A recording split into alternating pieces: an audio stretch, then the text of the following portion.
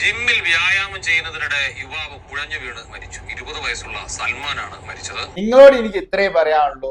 നമ്മൾ ജിമ്മിൽ പോയി എന്ന് വിചാരിച്ച ഒരാൾ മരണപ്പെടില്ല. ജിമ്മിൽ പോയി കഴിഞ്ഞാൽ നിങ്ങൾ ഫിസിക്കലിയും മെന്റലിയും അപ്ലിഫ്റ്റഡ് ആവുകയുള്ളൂ ചെയ്യാം. പക്ഷേ നമുക്ക് എന്തെങ്കിലും ശാരീരിക ബുദ്ധിമുട്ടുകളോ മാനസിക ബുദ്ധിമുട്ടുകളോ ഒക്കെ ഉണ്ടെന്നുണ്ടെങ്കിൽ നിങ്ങൾ എന്ത് ചെയ്യുക, കൺസേൺ ആയിട്ടുള്ള ഡോക്ടേഴ്സിന്റെ അടുത്ത് സംസാരിക്കുക.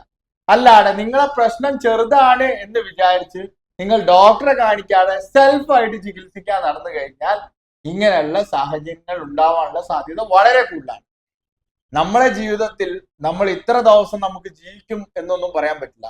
Hi, this is doctor Kamal Madhav. ഞാൻ ഡോക്ടർ മാത്രമല്ല, ഞാൻ ഫിറ്റ്നസ് കോച്ചും കൂടിയാണ്. അപ്പൊ ഇന്ന് രാവിലെ എന്നോട് ചിലർ ചോദിച്ചു, ആ കുട്ടി മരിക്കാനുള്ള കാരണം പ്രോപ്പറായിട്ട് വാമപ്പ് ഒന്നും ചെയ്യാത്തത് കൊണ്ടാണോ ഡോക്ടറെ?